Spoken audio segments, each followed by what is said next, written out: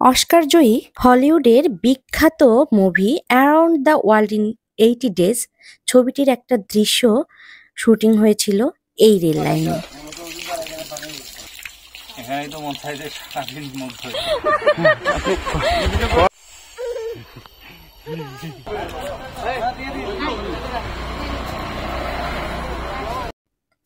ঘন জঙ্গলে ঘেরা লাউয়াছড়ার পথ আমাদেরকে মুগ্ধ করে দিচ্ছিল।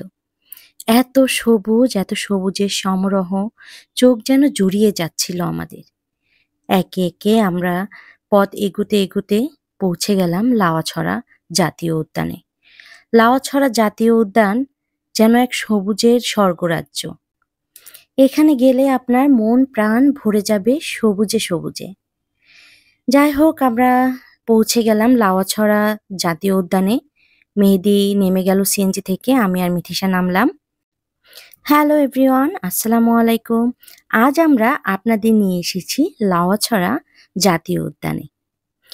এসে আমাদের এখানে প্রথম দেখা হলো বানরের সাথে। আমার হাতে পলিব্যাগের মধ্যে কয়েকটা কলা ছিল, যেটা আমরা খেয়াল করিনি। সে হঠাৎ করে একটা বানর এসে নিয়ে চলে গেল।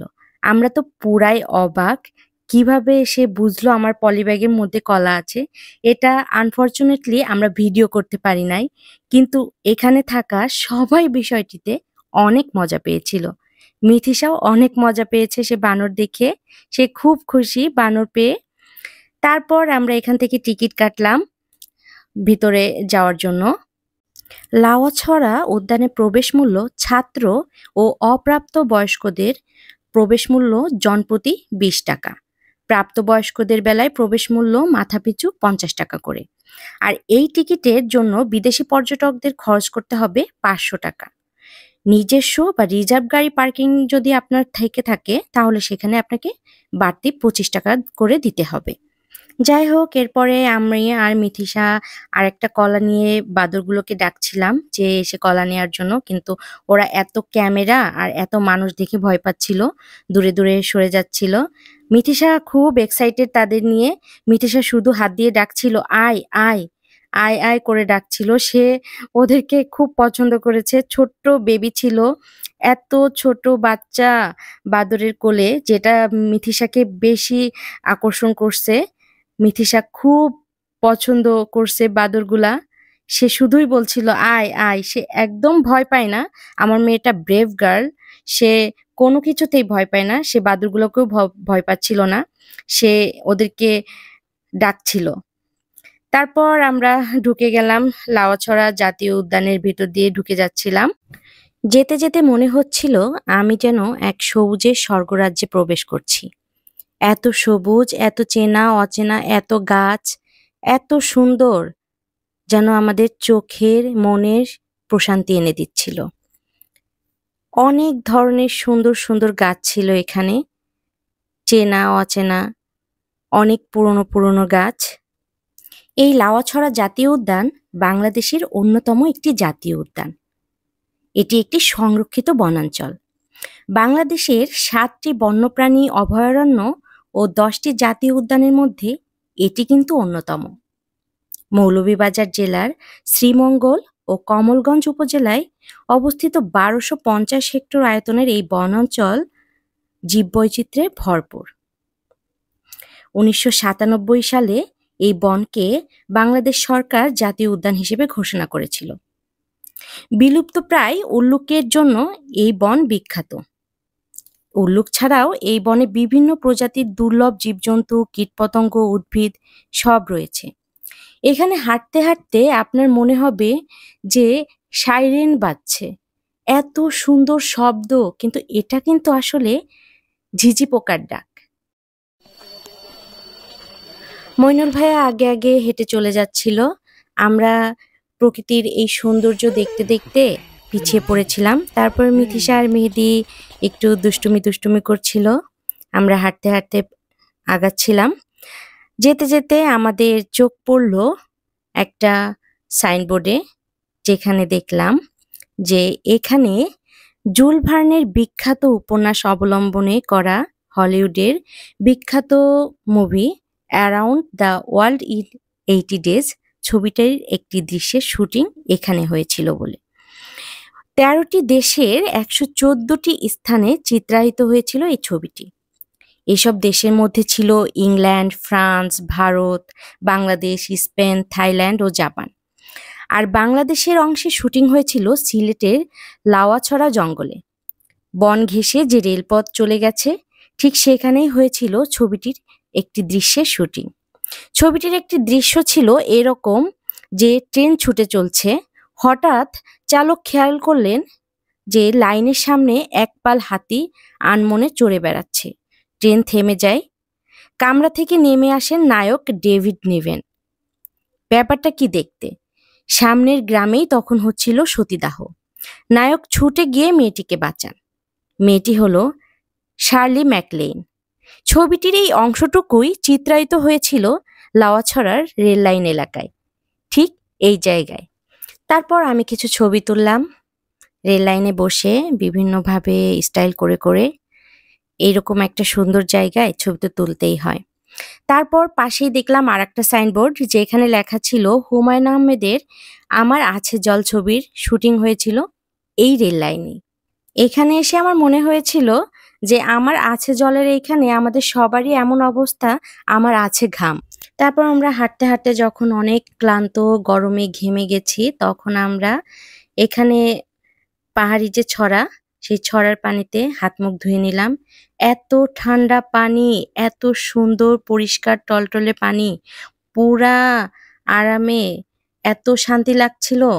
মনে হচ্ছিল যে এখানেই শুধু থাকি, এখানে বসে বসে হাত মুখ ধুই। এত সুন্দর ঠান্ডা পানি, মনে এত প্রশান্তি এনে দিচ্ছিল, অনেক ভালো লাগছিল। মিথিসাও পানি পেয়ে একটু হাত মুখ ভিজিয়ে নিল, আর আমিও হাত মুখ ধুয়ে নিলাম। ময়নুল ভাইয়াও হাত মুখ ধুয়ে নিল। আমরা সবাই একটু প্রশান্তি নিচ্ছিলাম এই ঠান্ডা পানির। এই ছড়াতে শুষ্ক মৌসুমেও পানি থাকে, এই জন্য এই ছড়ার আশেপাশে কিন্তু বন্যপ্রাণী যেগুলা, তাদের আনাগোনাও বেশি দেখা যায়। এরপর আমরা হাঁটতে হাঁটতে দেখলাম বাঁশ গাছ। তারপর এখানে আমি, মিথিসা, মেহেদি, ময়নুল ভাইয়া সবাই আমরা ছবি তুলছিলাম। আরও যারা পর্যটক ছিল তারা ছবি তুলছিল। মিথিসা আমাকে ধরে দাঁড়াবে না, সে নিজের মতো করে খুব স্টাইল করে দাঁড়াচ্ছিল, এবং পিছনে সে ঘেঁষে দাঁড়াবে আমার মতো করে, সুন্দর করে দাঁড়াবে, বড় মানুষের মতো এরকম করছিল।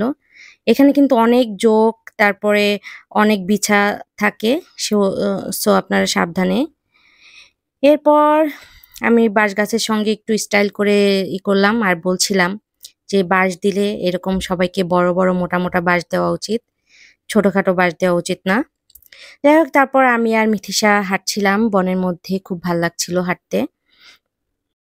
হাঁটতে হাঁটতে আপনাদের সঙ্গে আরেকটু ইতিহাস শেয়ার করি। বাংলাদেশের বিখ্যাত যে বনগুলো আছে, লাওয়াছড়া বন কিন্তু তাদের মধ্যে অন্যতম। পরিচিতির দিক থেকে সুন্দরবনের পরেই কিন্তু লাওয়াছড়া বনের অবস্থান। ১৯২৫ খ্রিস্টাব্দে তৎকালীন ব্রিটিশ সরকার এখানে বৃক্ষায়ন করেছিল, তাই আজকে বেড়ে এই বনে পরিণত হয়েছে। শ্রীমঙ্গল ও কমলগঞ্জ উপজেলার মৌলভীবাজার ফরেস্ট রেঞ্জের আওতাধীন ২৭৪০ হেক্টর আয়তনের পশ্চিম ভানুগাছ সংরক্ষিত বন ছিল এলাকাটি। সেই সুবাদে লাওয়াছড়া জাতীয় উদ্যানের পূর্ববর্তী নাম ছিল পশ্চিম ভানুগাছ সংরক্ষিত বন। এই বনে স্তন্যপায়ী আছে নানা প্রজাতির। বিলুপ্তপ্রায় উল্লুকের জন্য এই বন বিখ্যাত ছিল। এই বনের মধ্যে কিছু সময় যদি আপনি কাটান, তাহলে উল্লুকের ডাকাডাকি কানে আসবেই। উল্লুক ছাড়াও এখানে চশমা পরা হনুমান, লজ্জাবতী বানর, মুখ পোড়া হনুমান, বানর, শিয়াল, মেছোবাঘ, রামকুত্তা, এশিয়া কালো ভাল্লুক, মায়া হরিণ, অনেক ধরনের জীবজন্তু আছে। তারপরে এখানে বিভিন্ন ধরনের সরীসৃপ আছে, তার মধ্যে অজগর অন্যতম। তারপরে এখানে হলুদ পাহাড়ি কচ্ছপও আছে। তারপরে বন্যপ্রাণীর পাখির মধ্যে আছে এখানে সবুজ ঘুঘু, লাল বনমোরগ, তুর্কিবাজ, ঈগল, হরিয়াল, কালো মাথা টিয়া, তারপর পেঁচা, কালো ফিঙে, বাসন্তী লটকন টিয়া, তারপর কালোবাজ, লাল মাথা টিয়া, কালো মাথা বুলবুল, মানে অনেক কিছু, অনেক অনেক অনেক ধরনের পাখি, যেগুলো আমরা সচরাচর দেখি না। যাই হোক, অনেক ভাল লাগছিল। মিথিসা অনেক হাঁটাহাঁটি করছিল এখানে, খুব মজা পাচ্ছিল। তারপরে আমাদের হাঁটাহাঁটি করে এখানে আসলে আপনি যদি সারাটা দিন সময় নিয়ে যেতে পারেন, তাহলে খুব ভালো করে বনটা ঘুরে দেখতে পারবেন। আমরা অতটা সময় নিয়ে গিয়েছিলাম না। এজন্য আমরা অতটা সময় দিতে পারি নাই। যাই হোক আমরা যতটুকু সময় দিয়েছি অনেক মজা পেয়েছি, অনেক ভাল লাগছে। অনেক কিছু দেখেছি, অনেক জানা অজানা গাছ, অনেক জানা অজানা পশু-পাখি। খুব ভালো লেগেছে। এখানে অনেক ধরনের অর্কিড পাওয়া যায়। অর্কিড আছে। অনেক সুন্দর, অনেক সবুজ। সবুজেই আপনার মন ভরে যাবে আসলে। তারপরে আমরা ঘোরাঘুরি করে আমরা বাইরে চলে আসলাম। এসে আমরা আ আবার একটু বানরের কাছে আসলাম। এসে ভাবছিলাম যে বানরকে আবার একটু কলা খাওয়াবো। তারপরে আমি বানরকে ডাকছিলাম আসার জন্য।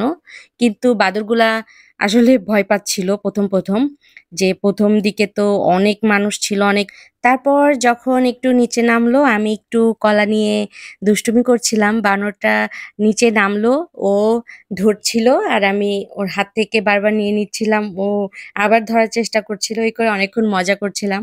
তারপর মেহেদী বলল, "থাক বেচারাকে এখন একটু কলাটা দিয়ে দাও।" তারপরে আমি কলা দিয়ে দিলাম। ও নিয়ে ছুটে খুব সুন্দর করে খাচ্ছিল। খেয়ে আ আরো অনেকগুলা বাদুড়ি আসছিল। এসে কলা নিচ্ছিল আমার থেকে।